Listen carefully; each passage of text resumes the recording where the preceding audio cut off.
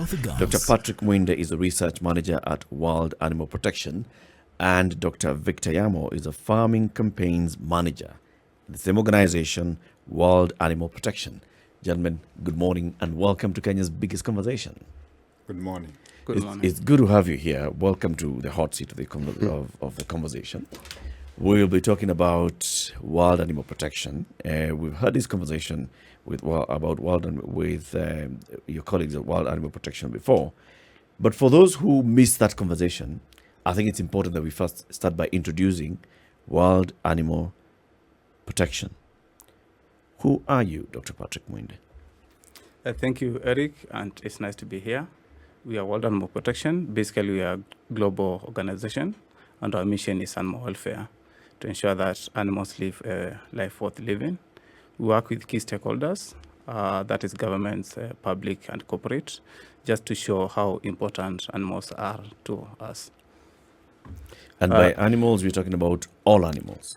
Yes, by animals, we are talking about all animals, but at the moment in our new strategy, we are focusing more on wild animals and farmed animals because we believe these are animals which are affected in masses, in big numbers, and we are trying to create awareness why it's important to take care of these animals, because if we don't, basically we are the ones to bear the pain and the impact that will be affecting us. Dr. Yamo, we want to talk about commodification of animals and going into the case of whether it's sustainable or not. Yeah. But let's first of all define commodification. What does that mean? Thank you, Eric. Commodification is basically where animals are no longer being treated as animals, but as commodities.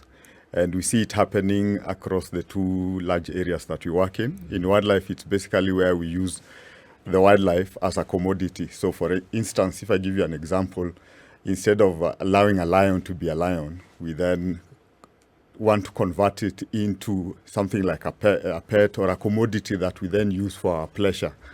So you see things like people shooting them or growing them for specific purposes for entertainment, which is not what the lion was meant for.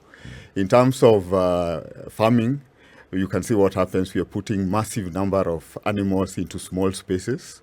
It is looking like a conveyor belt because essentially what we are doing is passing them through a system which doesn't really care about their sentience. And sentience here is about the animal being able to feel, has feelings, has capacity to understand, has capacity to remember what it has, the experiences it has gone through. And all these things then end up in a situation where you are having issues that come out of it. We have public health implications, we have trade implications, we have implications on even the food that we eat, and the productivity of the animal if you're looking at it from a farming animal perspective. Thank you. How does this affect the animals' rights? A very good question, and Eric. Welfare of the animal. A very good question again. Fundamentally, as an organization, we say animals essentially do not have rights per se, but they have what we call freedoms, which are internationally recognized. And there are 5 freedoms. Freedom number 1 is about freedom from hunger and thirst, which essentially means you need to ensure that the animal not only gets the right food that meets its physiological status or its stage of production. You recognize, Eric, that how you feed a day-old chick is not how you feed a producing hen, for that matter. So that is important. And of course, the most important of those processes is the fact that you need water. If you don't have water, then the food doesn't make sense anyway. And that then leads to productivity of the animals and other things that we can look at later. The second one is freedom from discomfort, which essentially looks at the house or the structure around which the animal lives in. It should be comfortable. It should have comfortable resting places. You should ensure that the animal has the capacity to express its natural behavior in that space you've given it. If they're overcrowded, like in some production systems, especially intensive ones, then the animal doesn't have space to do what it's supposed to be, and that then has negative impacts on its livelihood, on its life, and ultimately on its productivity. The third one is freedom from pain, injury, and disease, which essentially is to say animals are like you and I. If we're going through painful situations or we are injured, we underperform. And that then exposes us to capacity to have diseases. And diseases, essentially, globally, we are now recognizing that 70% of new and emerging diseases are actually coming from animals. And so it's critical and important that we manage that disease at the animal level and not allow it to spill into human populations, because then it becomes expensive to manage. And the adage, prevention is better than cure, then comes into mind, because then you're looking at it from that level. Then you have freedom to express natural behavior. Animals have their own naturalness and uniqueness.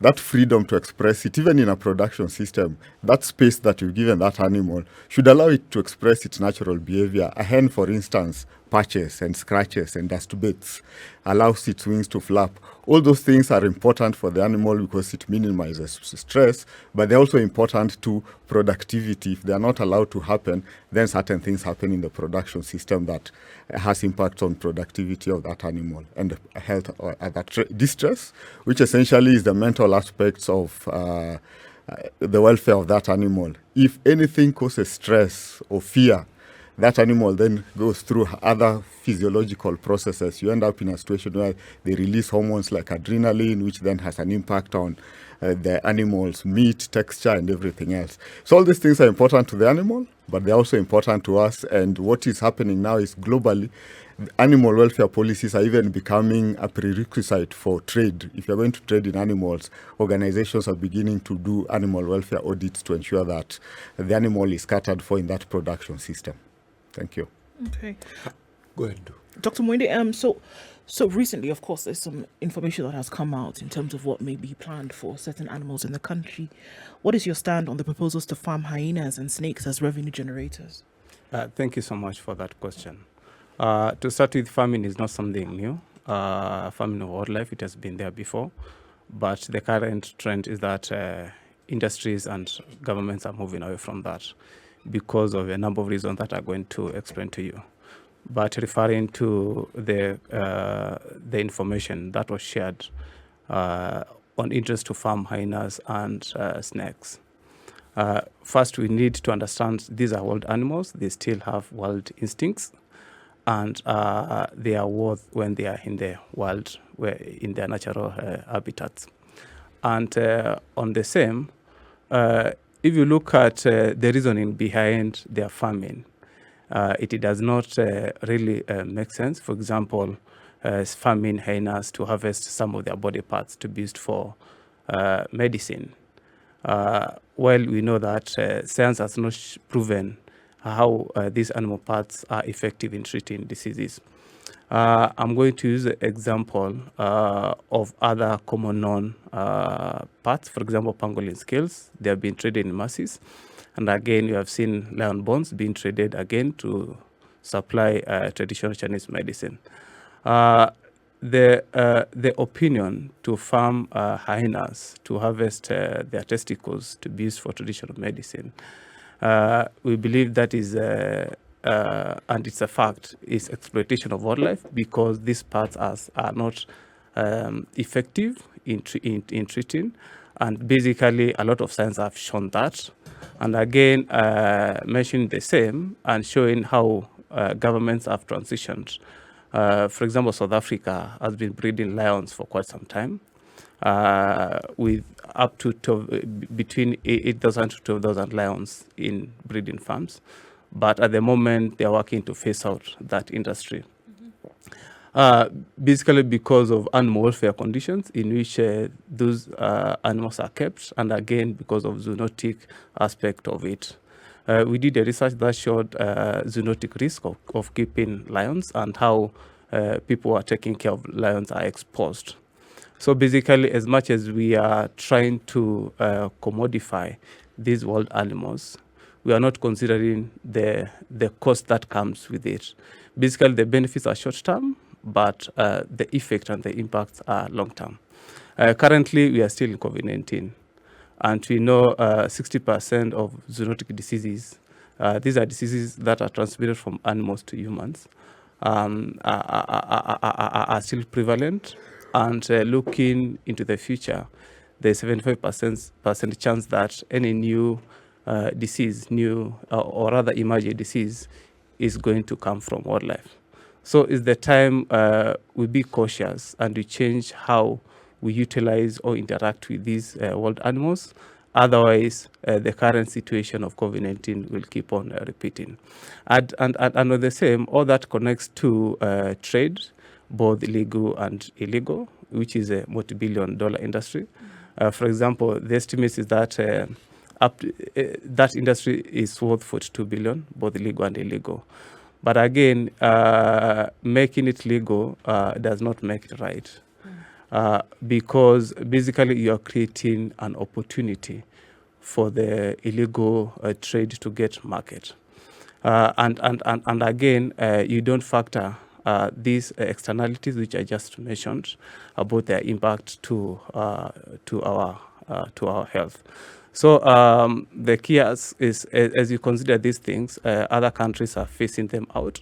The current news about milk farms in Europe being closed because of COVID-19 variant affecting them, and the risk of mutation and making vaccines ineffective.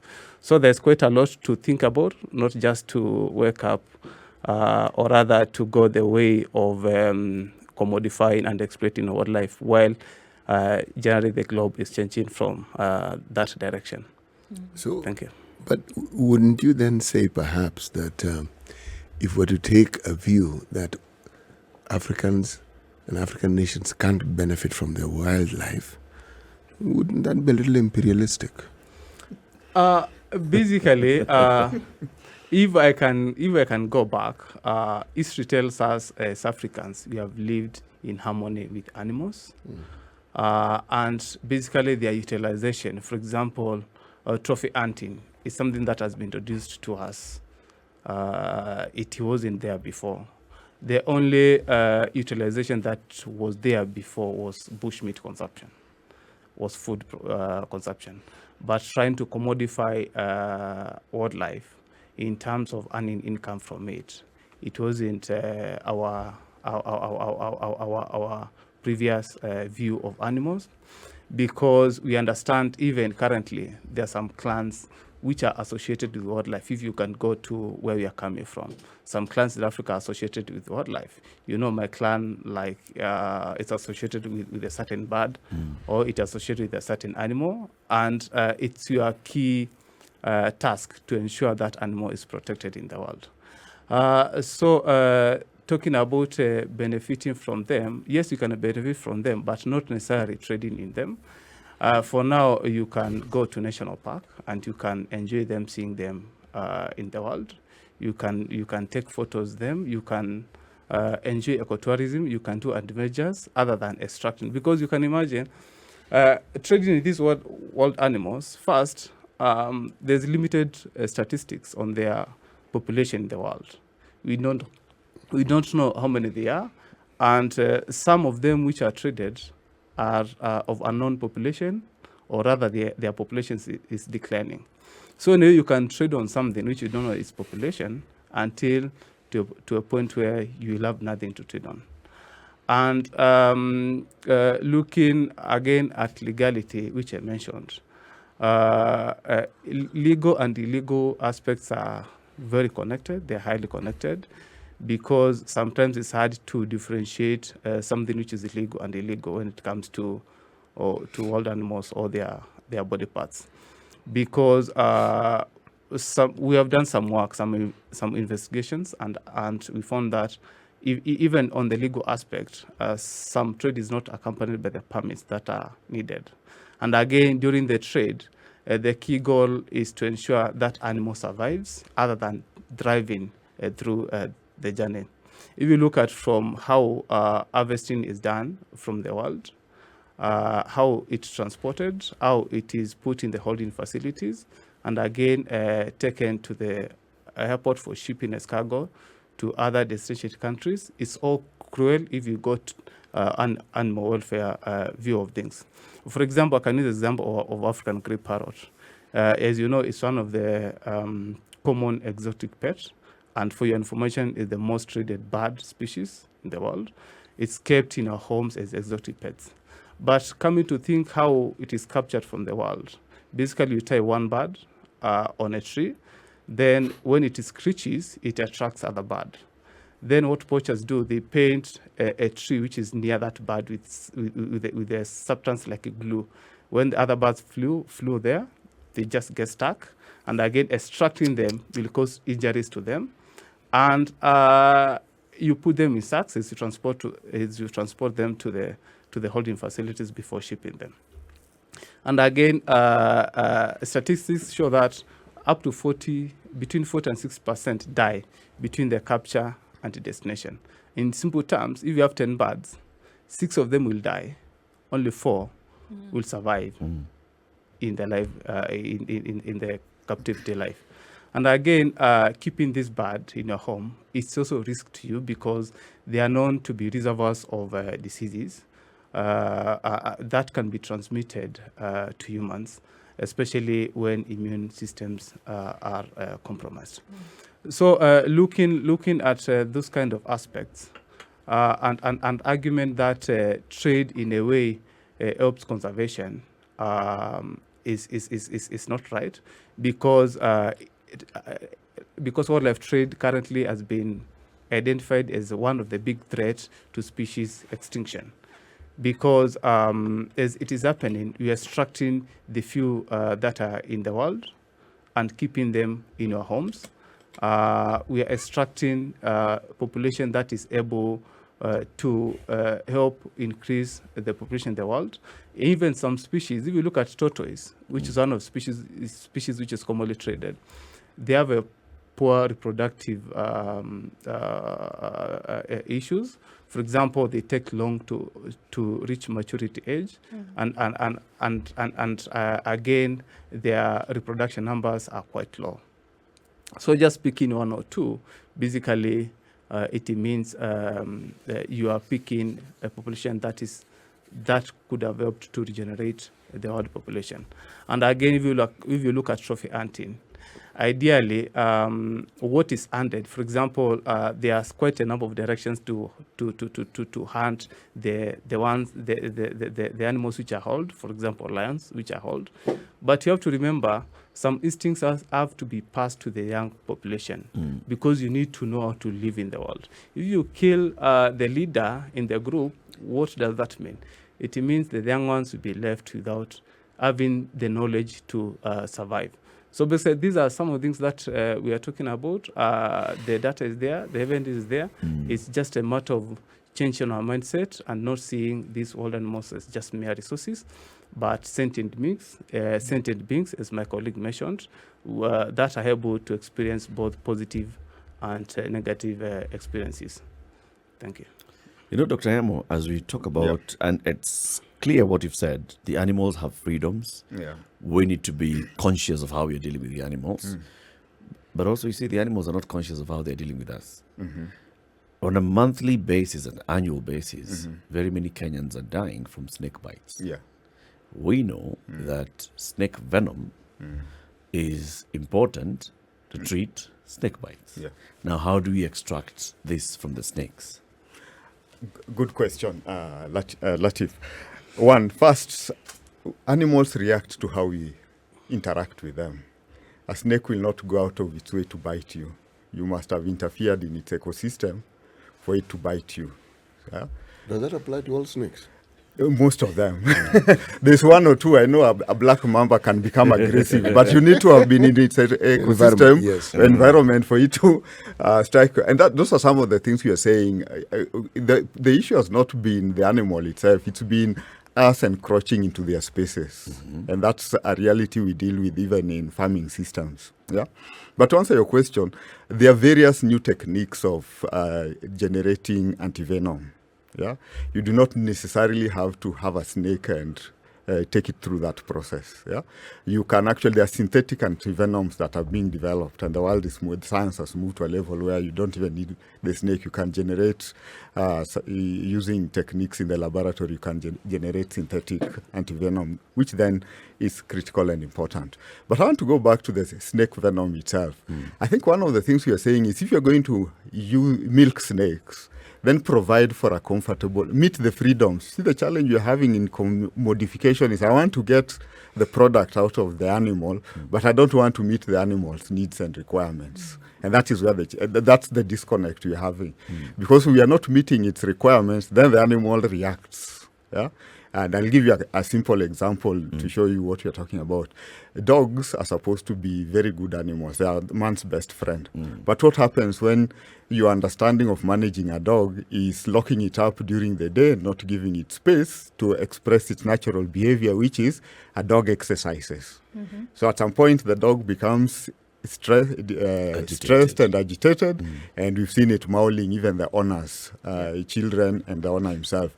So it's about, and that's why we are saying as an organization, the important thing is to cater for those fundamental freedoms or needs of the animal so that the animal is comfortable and enjoying its life for you to be able to then do what you want to do with it in a animal welfare friendly or human and sustainable way. And I think sustainability is the important thing that we need to be looking at that level.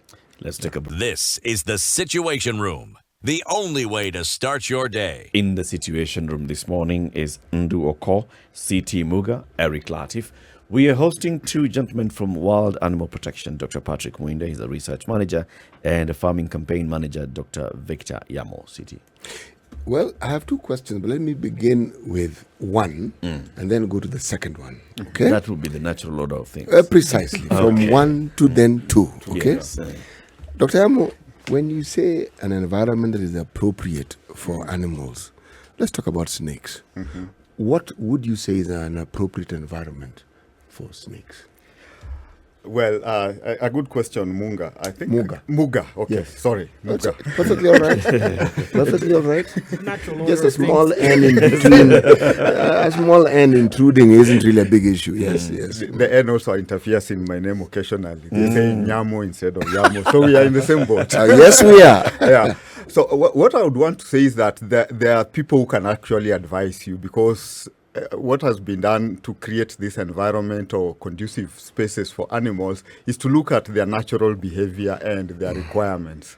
And so, for instance, if you are going to keep snakes, the requirement of the law in this country is that KWS must look at what you're going to do and then give you a permit. That permit will then have information on how do you keep snakes to ensure that they are comfortable, they have enough space depending on its length, they have enough food, they have the temperature is just right for the snake. Remember, it's a cold-blooded animal, so if you don't keep it warm, then it might end up getting into conditions that cause it to have cold.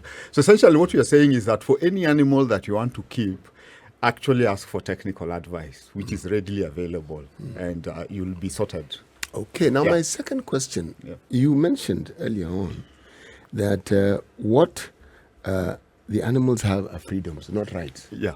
Okay. Yeah. Why? I mean, well, it's an international way of separating rights. For humans have rights, animals have freedoms, and freedoms are basically because we are saying they have certain fundamental things that you need to provide for. Those things, in their natural setting, they would be provided for themselves. If I give you an example, chicken. In the natural setting, in the village where I come from, the chickens run around and they scratch and they find their own food. But when you start intensifying that system, it means you've now enclosed them in spaces. You need to provide for those freedoms. So that's why the first one is about food and availability of food that meets their correct status. In that space that you put them, they must have adequate fresh air. It must be warm enough. It should be enough space, and that's where commodification comes in when you start packing too many of them. It's so interesting that in the developed world, Europe, for instance, the stocking density is now coming back to where Africa is.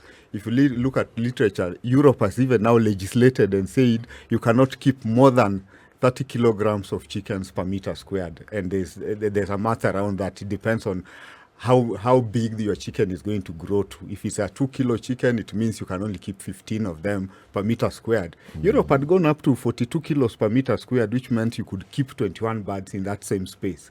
So why is it that they are legislating that? Is because they are realizing that if you put too many of them, it becomes a good environment for passing and shifts of respiratory viruses, for that matter. And if you look at research done by International Livestock Research Institute just at the beginning of the COVID situation, where the UNEP and ILRI looked at all the zoonotic disease conditions that has happened between 1940 and 2020. And essentially they found that 50% of those conditions actually come from farming systems. And that's why we are saying we need to relook at how we are doing our farming, because we are potentially creating pandemics. As we are talking about COVID-19, for those of us who are looking at what's happening internationally, in China we're beginning to talk about a swine influenza virus that might be more pathogenic or more aggressive than what we are seeing in COVID-19. And those are the things we are saying. The way we keep animals is becoming so critical and important on our public health and zoonotic disease conditions that we need to then start addressing these things earlier before they hit us. So we're saying that this ability to have a situation, something etched in law so that we understand how it is an environment, again, can be made conducive. That is affording them freedom. Yeah. But then when you legislate it, then it becomes a right, doesn't it? And that's why, as an organization, we do lobby and advocacy, and we try to ensure that the right laws are in place. But our preference, if you look at what we are doing in farming system, is to work with industry to then develop industry standards, and so the industry themselves to then make certain commitments. If you've been again following what we've been doing, you find that one of the chicken producers in this country has made commitments around animal welfare. They've made commitments around food safety. They've made commitments about responsible use of antibiotics, which is another big topic in the animal welfare processes. So, yes, you're right. When you then legislate, it becomes law, and it's a right of sorts. But ideally, we prefer to call them freedoms, because we want to remind you it's about the animal and the needs of that animal being met, instead of being forced by law to do it. Okay. Dr. Marino, what would you want to see at the end of the day? What would be the end goal if we're trying to have these conversations being had in different quarters for the protection of the freedoms of animals? What's the end goal of all of this? Yes, thank you so much for that question. And just to pick from where my colleague left, many times people confuse between animal welfare and animal rights. And there's a big difference between the two. Animal welfare is about treating animals humanely. Yes, as humans, we can use animals, but let's use them humanly. Well, animal rights is don't use animals in any way, either for food or their products. And as World Animal Protection, we are an animal welfare organization, and basically we are creating awareness and driving policy change so that animal welfare is taken care of. As organization, we are working to deliver on two goals. One is to transform global food systems, because where we are at the moment, population is growing, and again, as you will expect, need for food is also growing. And we are seeing factory farming as the way to feed the growing population. And if you look at that, it is coming at a cost, because of some issues that my colleague mentioned about zoonotic disease aspect of it, and again, environmental contamination. Then the other aspect that we are looking at is ending exploitation of wildlife, because we are seeing wildlife as a resource that we need to benefit from. We need to sell wildlife so that we increase our revenue, which basically should not be the case. We should let these animals live in the world where they thrive and live better. Trying to, for example, if I can go further, commercialization is done by many reasons, and there are a number of drivers towards that. Like you are stuck in traffic, you see somebody selling an exotic bird could be snake. Then you see, this looks fancy. So Miss want to spend them, and you see keeping exotic pets in the way. Then on the other side, the governments are seeing it as an income generation avenue. If you combine all these, they are the key things that are driving the current commercialization of wildlife.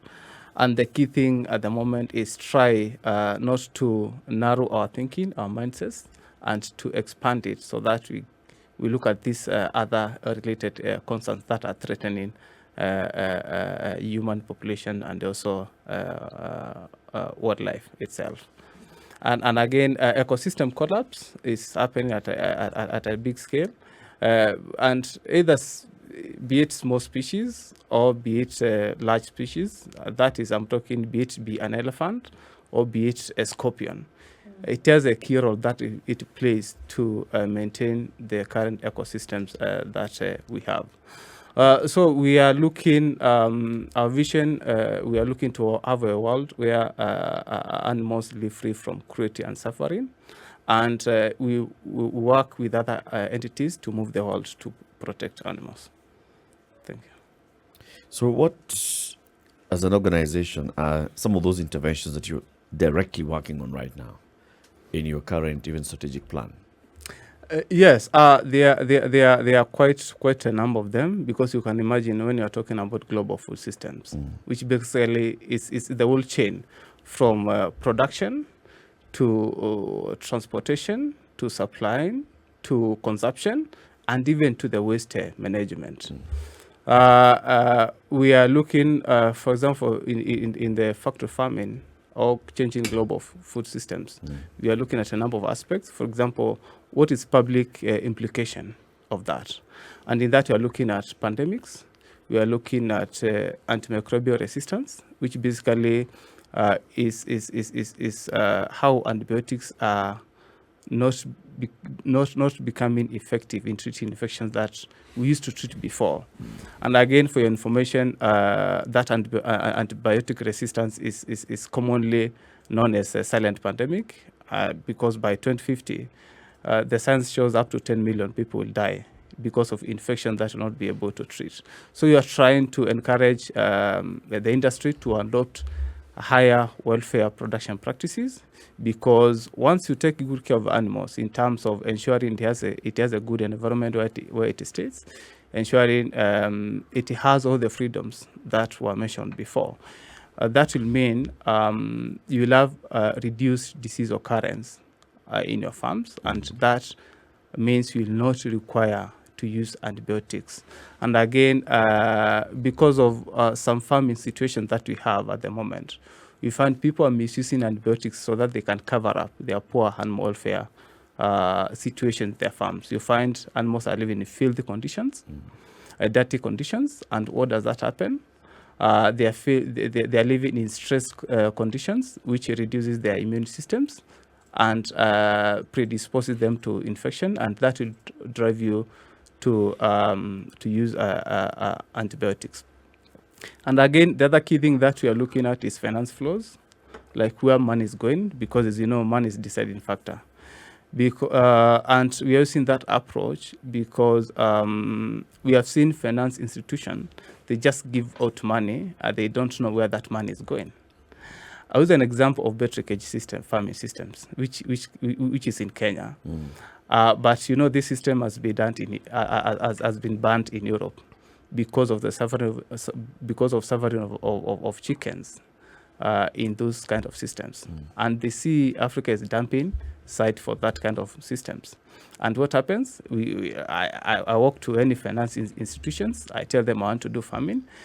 They don't ask me where am I taking my farming. They're not interested on the nitty-gritties on that.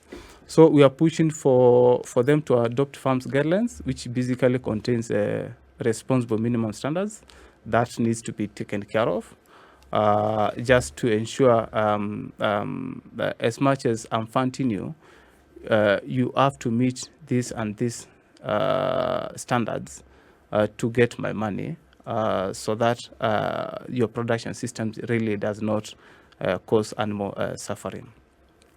Then again, the other aspect that we are looking at is changing diets.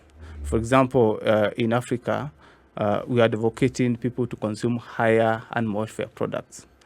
As much as you consume meat, as much as you consume eggs, as much as you consume milk, let's try to push for it to come from high welfare farming systems in which animals are well taken care of. And again, in other nations, in other developing nations, which have a bigger or extra consumption of meat, like in developing nations, we are pushing campaigns in those areas to reduce animal sourced food protein and to shift to plant-based products, because it's only through that way we are able to prevent big threats that are facing us. For example, climate change is connected to our factory farming. Agriculture being the second biggest producer of greenhouse gas emissions after fossil fuels. So at the moment, it's the moment we need to bring this equation, how factory farming or livestock intensification is contributing to greenhouse gas emissions. So that's what we are doing for the farming work. Then for the wildlife, we are trying as much as we can to create awareness so that some of the perceived uses of wildlife, for example, use of wildlife for traditional Chinese medicine. I mentioned about hyena testicles. Like, tell me, how can that is something which is basically it's sperms and connective tissues, and if you look at anatomical structure of that organ, it does not make sense how that can have any medicinal value. If you look at pangolin scales, if I can go further, or rhino horns, they are made of keratin. What is keratin? Basically, it's what is forming our nails. Where can't we? I know we cut our nails frequently. Why can't we use that as the medicinal value? So these are some of the things that we are trying to tell people. Yes, as much as you are driving You're this, giving new ideas. there's no way keratin can treat arthritis basically, and increase our libido. You have to go that far, because there are quite a number of unthinking ways which people consume these products, and basically we are just pushing. Please, as much as you want to consume traditional Chinese medicine, can you consume the ones which don't have animal derivatives? Can you change that to plant-based derivatives? Because I understand a lot of science has been done on that. Then the other thing is about trophy hunting.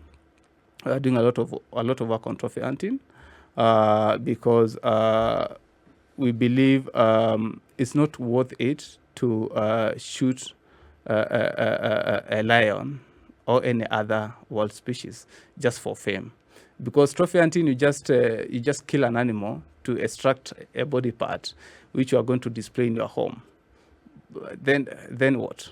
You have killed an animal. Then what? So these are some of the things which are talking about, and they have been fueled by the drive that it benefits local communities. But basically, that's not the case. If you look at the equation and how the profit is shared, the local community gets the least, while the one who is high at the hierarchy gets all the masses. So basically, these are the kind of things that we are working on, and we are trying to push people to go for ecotourism methods that are humane, that are wildlife friendly, and to let all animals live in the world. Dr. Hemo, at the community level, how do you interact with the people, and what is your message to everybody who's listening this morning? I think at the community level, we have various things that we do. We have one, if I'm looking at it from a farming situation, we interact with the farmer to just raise awareness that if you take care of your animal, the productivity goes up, you get better quality products, and these are all proved by research. And so we are working with them, of course, with stakeholders and other partners in driving the message around better, improved productivity, around some of those things. At another level, we're also working with consumers, because when you raise consumer awareness, then the consumer is able to make buying decisions that forces industry to do certain things. When I started off this job about 8 years ago, it was near impossible to talk about animal welfare in farming systems because nobody made the connection. But now we can easily make the connection for you. If you feed an animal with rotten maize, the reason why that rotten maize goes into the system is because we reject it from humans. But the reality is that the animal just concentrates what you're avoiding and puts it in milk or meat or in eggs. And that's the reality. Mycotoxins can be found, and that's driving certain things that we're looking at. If you then go injecting an animal with antimicrobials, that's what's driving antimicrobial resistance in human populations, because you're already consuming antimicrobial residues at certain levels. And I think Mwinde also raised a critical thing. Sometimes when you talk about these things, people quickly shifts into plant proteins. But the reality in research we're doing, which is leading in, is that the manure that comes out of production systems, where does it go to? In the African setting, most likely use it to grow your crop. Goes back to the farm. So if the crop is being, if you're using that manure and the manure is contaminated with whatever you used in the poultry house or in the pig house, you're basically transferring your problem from the pigs into From your the meat to the greens. And then when it rains and there's a stream next door, all that thing is washed into the stream, so your fish is also getting contaminated. And essentially, that's why we are saying Animal Welfare Connects. In fact, a global organization, UNEP, early this year in UNEA, looked at it and said, there is a connection between animal welfare, environmental sustainability, and public health. And they actually commissioned the Director General to work with the 3 other organizations, World Health Organization, or World Organization for Animal Health, and FAO, to then deliver a report next year that looks at the nexus between animal welfare and public health, animal welfare and environmental sustainability, animal welfare and planetary health. And those are the realities of what we are dealing with. Animal welfare is slightly bigger than taking care of the animal because it has implications on other levels. Then there's also implication on trade, because as I told you, when we engage with the community, some of the things that are coming up is, where are you going to sell your products? And I think Mwinde has given a good example. We have supermarkets in this country that are now saying by 2026 they will not be accepting eggs from battery cage systems. What then does that mean when we have financial institutions that are funding that kind of production system? Is it saying that we are then locking ourselves out of high-value markets? We talk about exporting, but you don't really need to export. Your biggest export market is the big international supermarket or food chain that is sitting in Nairobi. If you can't meet that standard, where else will you take our products? But I want to conclude by saying that all these things are also constitutional. And I think most of us have not read our constitutional well. Muga here might say that tulisomewa. In part of what the national government is supposed to do is actually, Bulletin 22 talks about protection of the environment and natural resources with a view of establishing a durable and sustainable system of development, including protection of animals and wildlife. So even the people who crafted our constitution realized that they knew it. There was going to be sustainability around production and animal protection. Thank you. Very well put, Dr. Ari. Dr. Victor Yamo is a farming campaigns manager at World Animal Protection, and Dr. Patrick Mwinde, the research manager at the same organization, World Animal Protection. We've been having a conversation about why commodification of animals is not sustainable. Now we have a better understanding of animals, animal welfare, and why animals and how we treat animals really does impact our environment and our lives. Asante sana for joining us today. Thank you.